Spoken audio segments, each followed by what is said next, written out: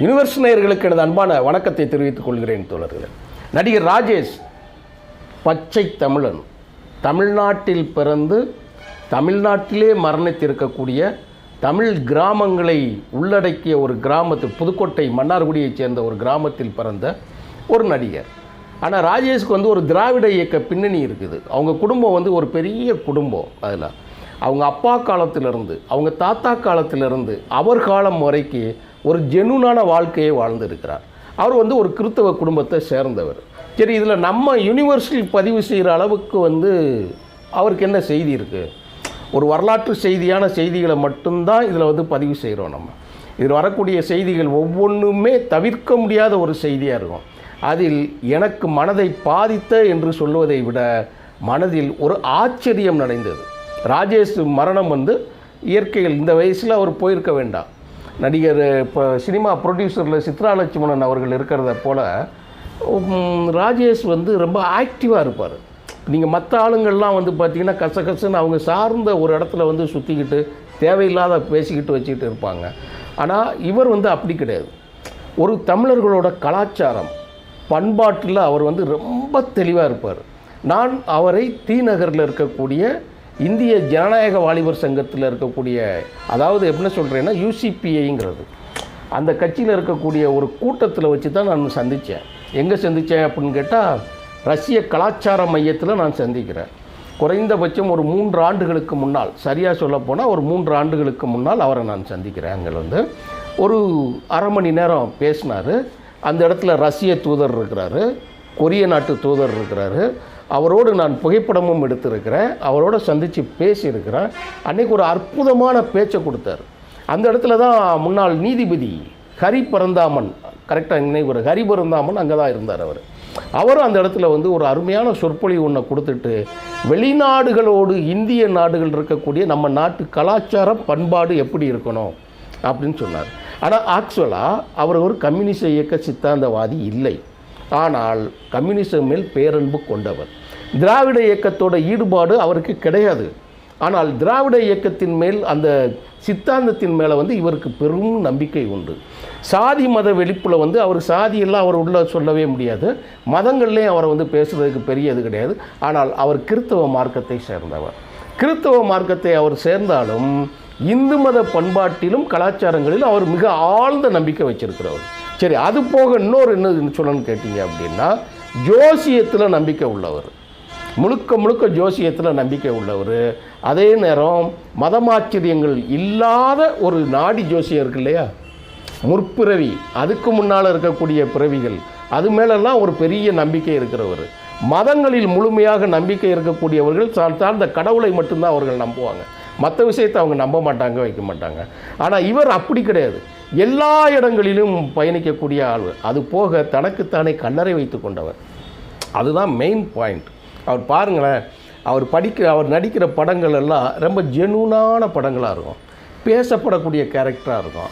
விடுதலையில் கூட நடித்தார்னு நினைக்கிறேன். விடுதலையில் ஒரு கேரக்டரில் கூட அவர் வருவார். அந்த தேவை. அது போக இவர் படத்தில் ஒன்று நடிச்சு, விஜய் சேதுபதி படத்தில் பார்த்தீங்கன்னா அதில் ஒரு அழகான ஒரு வாத்தியார் ரோலில் வந்திருப்பார், கண்ணு தெரியாத ஆசிரியர் ரோலில் வந்திருப்பார். அவ்வளோதான். சினிமாவில் அவர் சொல்லிக் கொடுக்கக்கூடியதை விட சினிமாவோட என்சைக்ளோபீடியாங்கிற மாதிரி அவர் தூரத்தில் இருப்பார். சினிமாவில் அவருக்கு தெரியாது எதுவும் கிடையாதுன்னா, நான் சொல்கிறது தமிழ் சினிமாவில் அவருக்கு தெரியாதுன்னெலாம் கிடையாது. உலக சினிமாவை கைக்குள்ளே வச்சுருப்பார், உலக அரசியலை கைக்குள்ளே வச்சுருப்பார். அது போக புதிய படங்கள், ஆங்கில படங்கள் என்ன வந்தாலும் ஏது வந்தாலும் முழுசாக தெரியக்கூடியவர். சரி, அப்படி ஒரு தான் வாழ்க்கையை முழுவதும் பயணங்களால் கட்டமைத்ததுனால அவர் வாழ்க்கையில் மிகப்பெரிய விஷயம் செஞ்சுருக்கார். அவர் வீட்டில் பார்த்திங்கன்னா, அதை எல்லார் வீட்லேயும் பார்த்தீங்கன்னா ஃபேமிலி படம் மட்டும் இருக்கும். ஆனால் அவர் வீட்டில் அப்படி கிடையாது. எல்லா அரசியல் கட்சி தலைவர்களோட அவர் இருக்கக்கூடிய படங்களை செழுமையாக வச்சுருப்பார். சரி, இப்போ கல்லறையில் என்ன அவர் பெரிய மாற்றம் அவர் செஞ்சிட்டாருன்னா, எனக்கு தெரிய தமிழறிஞர்களில் கி.ஆ.பெ. விஸ்வநாதம் அவர்கள் வச்சுருக்கிறதா ஒரு செய்தி பதிவு செய்கிறாங்க. அதில் கூட இவர் என்ன செய்கிறாரு அப்படின்னு சொல்லி கேட்டால், தனக்குத்தானே கல்லறை கட்டிக்கொள்பவர்கள் நீண்ட நாட்கள் வாழக்கூடிய வாய்ப்பு இருக்குன்னு சொல்கிறார். நம்ம இதைத்தான் மூட நம்பிக்கைன்னு சொல்கிறோம். எவ்வளவு ஒரு படித்த மனிதனாக இருந்தாலும், எவ்வளவுதான் நீங்கள் கடவுள் நம்பிக்கை அற்றவராகவோ இல்லை கடவுள் நம்பிக்கை உள்ளவராக இருந்தால் கூட, ஆனால் கல்லறை கட்டினால் நீண்ட ஆண்டு காலம் வாழலாம் என்கின்ற மூட நம்பிக்கை இன்றைக்கி அவருக்கு தகர்ந்திருக்கு. அதைத்தான் நான் சொல்ல வரேங்க. இப்போ நான் இதை பதிவு செய்கிறதுக்கு காரணம் அந்த விஷயந்தான். இவர் ஜோதிடங்களில் முழுமையான நம்பிக்கை வச்சுருந்து என்ன சொல்கிறாருன்னு கேட்டால், இனிமேல் பிறக்கக்கூடிய மனிதன், இப்போ நான் பேசிக்கிட்டு இருக்கேன்னா நான் எதிர இருக்க டீ கடைக்காரன், அவர் சொல்கிற வாக்கில் ஒரு விஷயத்தில் நான் சொல்கிறாரு, என்ன சொல்கிறாருன்னா, எங்களுடைய சித்தப்பா உனக்கு சந்திராங்கிற பொண்டாட்டி பேரில் தான் உனக்கு வரும், இத்தனை வயசில் இறப்பாங்க, உனக்கு இத்தனை பிள்ளைகள் கிடைக்கும், உங்கள் சித்தப்பா இப்படி ஒரு இதில் கிடைக்கும் அப்படின்னு அவருடைய தோழர் ஒருத்தர் சொன்னதாக அவர் சொல்கிறார். ஒரு குறி சோசியக்காரர் இருக்கார் இல்லையா, குடுகுடுப்பக்காரன், அந்த குடுகுடுப்பக்காரன் நீ இதை நான் சொல்கிறதுக்கு முன்னாடி என்ன சொல்கிறேன் அப்படின்னா, நீங்கள் யாரெல்லாம் பிரமிப்பாக பார்க்கக்கூடிய மனிதர்கள்லாம் பார்த்தீங்கன்னா, இதில் இந்த வார்த்தையை சொல்கிறதுல யாரும் கோச்சிக்கிடக்கூடாது.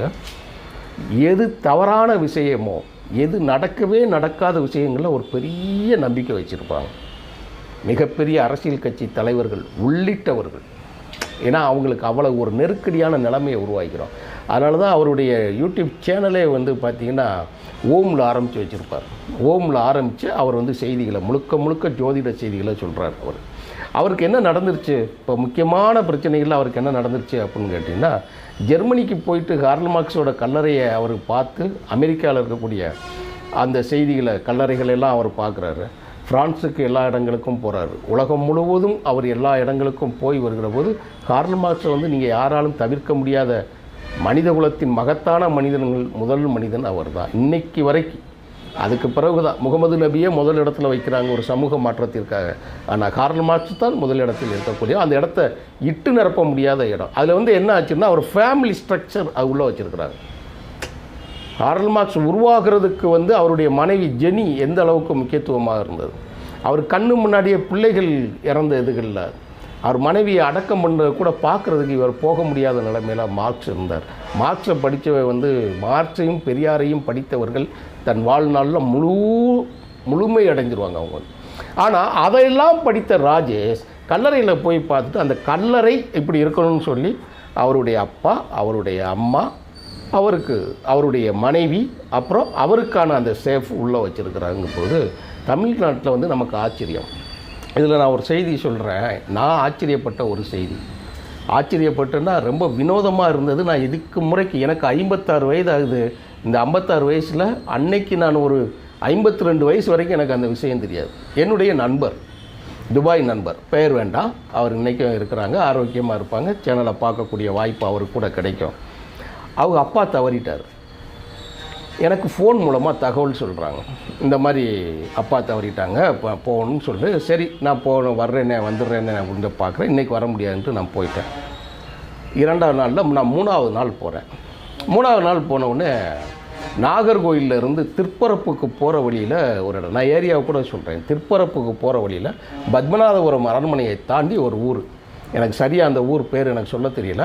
அந்த ஊர் இந்த தோழர்கள் யாராவது பார்க்கக்கூடிய ஆளுகளோ இதோட உண்மைத்தன்மை தெரிஞ்சவங்க நீங்கள் சொல்லலாம், வைக்கலாம். இப்போ வீட்டுக்கு துஷ்டிக்கு போய்ட்டு என்னை கூப்பிட்டு போயிட்டார். ஒரு கரையிலேருந்து கூப்பிட்டு போய் வீட்டில் உட்காந்துருக்குறோம். ஒரு தேநீர் கொடுத்தாரு, சாப்பிட்டு எல்லாமே பேசிக்கிட்டு இருக்கிறோம்.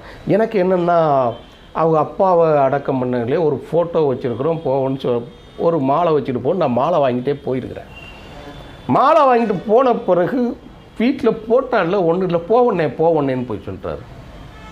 இல்லை நம்ம அடக்கம் பண்ண இடத்துக்கு போவோம்னு சொல்கிறாரு. அடக்கம் பண்ண இடம் ரொம்ப தூரமாக இருக்குமே, இதை எப்படி நம்ம சொல்கிறாரு, இருந்தாலும் கேட்க முடியல. அவர் சொல்லிட்டார் இல்லையா, கேட்க முடியலை. இப்போ என்னுடைய நண்பர் அவரும் துபாயிலேருந்து வந்திருக்கிறார். அவர் பேர் ஷாஜகான். இப்போ நான் இந்துவில் இருக்கிறேன், அவர் முஸ்லீம், ஷாஜகான்கிறவர் அவர் இருக்கிறார். அன்றைக்கி நீங்கள் வந்தீங்களா, நண்பர் ஒருத்தர் இருக்கிறாங்க, முருகானந்தம், அவர் வந்தாரா என்னன்னு தெரியலன்னு வரலங்கிறாரு. அவர் இருந்தார் கூட, இன்னொரு தோழரும் வந்திருந்தாங்க. நாங்கள் 3 பேரும் போயிருக்கிறோம். இப்போ அங்கே இடம் இல்லை. இன்னும் இப்போ அவர் தேநீர் தண்ணி கொடுக்குற நேரத்தில் போகணும், செமெட்ரி போகணும்னு சொல்கிறாரே, அங்கே எப்படி போய் பார்க்குறது, ஒன்றும் வச்சுருக்க மாட்டாங்களே கேட்போன்னு. 5 நிமிஷத்தில் போயிடலானே, ஒன்றும் இல்லைண்ணே, பக்கத்தில் இல்லைண்ணே அப்படின்னே சொல்லிக்கிட்டு இருக்கிறார் அவர். எனக்கு ஒன்றும் புரியாமல் இருந்துட்டு கடைசியில் போனால் நான் போய் கல்லறைக்கு போனோடனே மாலைகள்லாம் எடுத்துகிட்டு நேராக காருக்கிட்ட போயிட்டேன். நான் கார்கிட்ட போய் நின்ன உடனே அவர் வீட்டுக்குள்ளே இருந்து கூப்பிட்றாரு, வாங்கினேங்கிறாரு. வந்துட்டேன். வந்த உடனே போகிறோம், இதில் மாலை எங்கண்ணேங்கிற, மாலை காரில் இருக்குங்கிறேன். காரில் இருக்குன்னா எதுக்குண்ணே, எட்டு வந்துருங்கிறார். அப்போ நம்ம தம்பி ஓட்டுநரை விட்டு எட்டு வர சொல்கிறோம். அவர் எட்டு வந்துட்டார் மாலையை. இப்போ எங்கே போனேன்னே சொன்ன வாங்கன்னு சொல்லி மாலையை அவர் வாங்கிக்கிட்டார். வாங்கிட்டு அவர் எங்கே போனார் தெரியுமா? அந்த ஏரியா தோழர்களுக்கு அதிர்ச்சி இல்லாமல் இருக்கலாம், எனக்கு இன்னும் அந்த அதிர்ச்சியிலேருந்து நான் மீளலை. நான் பார்த்த முதல் காட்சி அதுதான் நடிகர் ராஜேஷ் செஞ்சுருக்கார். இது ஒன்றும் ஒரு புதிய விஷயம் இல்லை. அதை சொல்கிறதுக்கு தான் நான் யூனிவர்சிட்டியில் இந்த சேனலில் நான் பதிவு செய்கிறேன். அதை வந்து அவர் கூட்டு போனது வீட்டில் இருக்கக்கூடிய அப்படியே சைடு பாதை வழியாக வீட்டுக்கு பின்பக்கத்துக்கு கூட்டு போயிருந்தார். அப்படியே வீட்டுக்கூட முற்றம் சொல்லுவோம்ல, நம்ம பின்னாடி மரங்கள் இதெல்லாம் வைக்கிறோம், இடங்கள் இருக்கு இல்லையா, வீடு கெட்டும்போதே அவங்க கல்லறைக்கான இடத்த செஞ்சுருக்குறாங்க காம்பவுண்டுக்குள்ளே அவங்க ஸ்பேஸில்.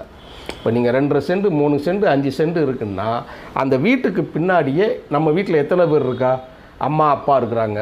இவர் கெட்டின வீட்டில் அம்மா அப்பா இருக்காங்கன்னு வச்சுக்கோங்க. தாத்தா பாட்டியெல்லாம் இருந்தாங்கன்னா தாத்தா பாட்டிக்கு, அது இல்லைன்னு வச்சுக்கோங்க, இன்னொரு இருக்க ஆள் இருக்குங்க. நான் கவுண்டிங் தக்கன்னு ஸ்பேஸ் விட்டுருந்தாங்க. ஸ்பேஸ் விட்டு நான் போய் பார்க்கேன், பின்னாடி கல்லறை அங்கே தான் புதைச்சிருக்காங்க வீட்டுக்குள்ளேயே. என்னென்ன இப்போன்னு பார்த்தா பின்வாசலுங்கிற கூடிய மறைவில் இருக்கும்போதே எல்லாம் ஜாமாங்களாக இருக்குது, அதனால் வந்து நம்ம பின்ன இல்லைன்னா இப்படி கூடயே வந்துடலாம் அப்படிங்கிறாங்க. வீட்டுக்குள்ளேயே புதைக்கிறீங்க? இல்லை நான் அதான் அப்பா அப்படிங்க. அம்மான்னு நினைக்கிறேன்.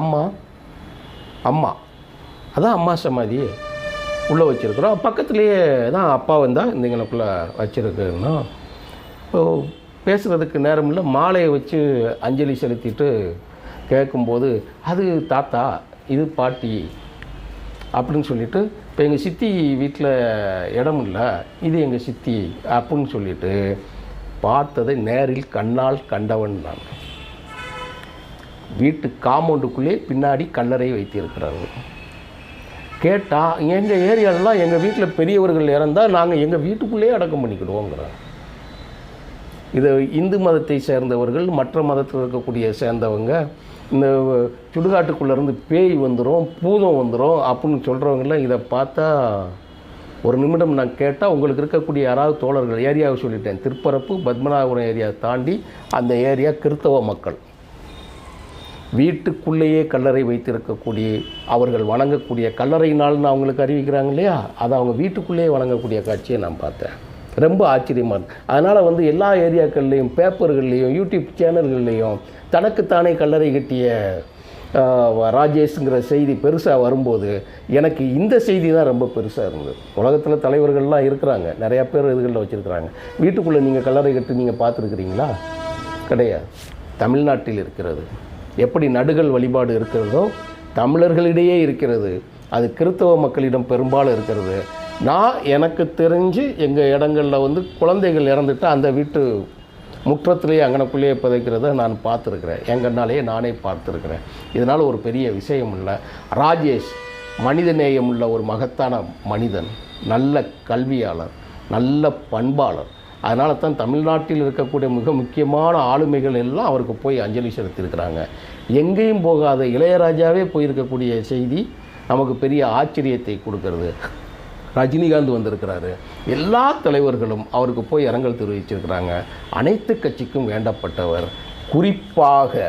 குறிப்பாக இந்த தொடர் வந்துக்கிட்டு இருக்கு இல்லையா, எம்ஜிஆர் அவர்களுடைய தொடர் வருது இல்லையா, எம்ஜிஆரின் மனம் கவர்ந்த நடிகர், அதிமுகவில் பயணம் பண்ணியவர், எம்ஜிஆர் மரணித்த பிறகு எல்லோரும் கைவிடப்பட்ட ஜானகி அம்மையார் அவர்களோடு கடைசி வரை நின்று அரசியல் களத்தில் நின்று நன்றி செலுத்தியவர். போன சேனலில் நான் சம்பத்தை சொன்னேன் இல்லையா, அந்த சம்பத்துக்கு இணையானவர் ராஜேஷும் கூட. அந்த அளவுக்கு கடைசி ஜானகி அம்மாள் கூட அவங்க கூட இருந்தும் அவர் அரசியல் களத்திலிருந்து அவர் முற்றிலும் விடுபட்டு எல்லோருக்குமான மனிதராகவும் ரஷ்ய கலாச்சார மையத்தில், குறிப்பாக ரஷ்ய கலாச்சார மையத்தில் இந்தியாவிற்கும் ரஷ்யாவுக்குமான அந்த பண்பாட்டுத் துறையில் மிகப்பெரிய பயணம். அன்னைக்கு அவருடைய ஒரு 1/2 மணி நேர பேச்சு, அற்புதமான பேச்சு. நான் புகைப்படம் இருக்குது, இந்த இதெல்லாம் நான் எங்களுக்குள்ளே காட்டலாம், வீட்டில் இதில் இருக்குது.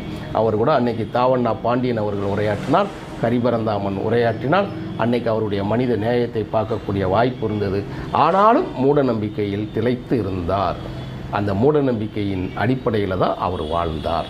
இன்னொரு குறிப்பாக கடைசியில் ஒரு வார்த்தை சொல்கிறேன், யாராவது நமக்கு என்றால் ஆங்கில மருத்துவத்தை முடிந்தவரை பார்த்து விட்டுட்டு அதுக்கப்புறம் சித்த மருத்துவத்துக்கு போங்க. இதில் விமர்சனம் இருக்கலாம், என் கருத்தில் விமர்சனம் இருக்கலாம், வேண்டாங்கிறது. ஆனால் ராஜேஷ் இறந்ததற்கு முழு காரணம் என அவருடைய தம்பி சொன்னது, சித்த மருத்துவத்தை நம்பி இப்பொழுது உங்களுக்கு சரியில்லை என்று சொல்லி ஃபோன் போட்டு சொன்ன டாக்டரை கூட நிப்பாட்டி வச்சது தான் அவருடைய இயற்கையான மரணத்திற்கு காரணமாக அமைந்து விட்டது. மருத்துவத்துறைக்கு போயிருந்தால் இன்னும் ஒரு 10 ஆண்டுகள் அவர் நல்ல ஆரோக்கியத்தோடு இருந்த மனிதர் வாழ்ந்திருப்பார். நிறைய கருத்துக்களை இந்த தமிழ் சமூகத்திற்கு அவர் பதிவு செய்து விட்டு போயிருப்பார் தோழர்களே. ஆனால் நாம் உடல் ஆரோக்கியத்தில் நாம் நலன் காண்போம், முன்னெச்சரிக்கையாக இருக்கணும். அதில் நடிகர் விவேக்குக்கு பிறகு மயில்சாமி கூட அந்த இடத்துல போய் இருந்தார். ஒரு சிவன் கோயிலுக்கு போயிட்டு விடிய விடிய பாட்டு பாடிட்டு ஆடி எல்லாம் அப்படியே இறந்துட்டார். அது சிவராத்திரி அன்னைக்கு அவர் இறந்தார். விவேக்கு கூட என்ன பண்ணார், அவர் கூட முதல் ட்ரீட்மெண்ட் கொரோனா காலத்தில் போயிட்டு ஒரு சின்ன எச்சரிக்கையில் அவரும் மரணித்தார். ஆனால் ராஜேஷ் அவருடைய மரணத்தை அவரே வாங்கி கொண்டது இந்த தமிழ் சமூகத்துக்கு ஒரு பெரு இழப்பு. அவருடைய ஆத்மா எல்லோருடைய பாணியில் சொல்லப்போனால் அவர் பெயர் நிலைத்து இருக்கட்டும் என்று தான் நான் சொல்லுவேன். எல்லோரும் கடவுள் நம்பிக்கை இருப்பவர்கள் அவர் ஆத்மா நிலைத்து இருக்கட்டும்னு சொல்கிறாரு. ஆனால் நான் அவர் பெயர் நீண்ட ஆண்டு காலம் தமிழ் சமூகம் நினைக்கும் அளவிற்கு நிலைத்திருக்கும் என்பதை சொல்லி விடைபெறுகிறேன் தோழர்களே. நன்றி, வணக்கம்.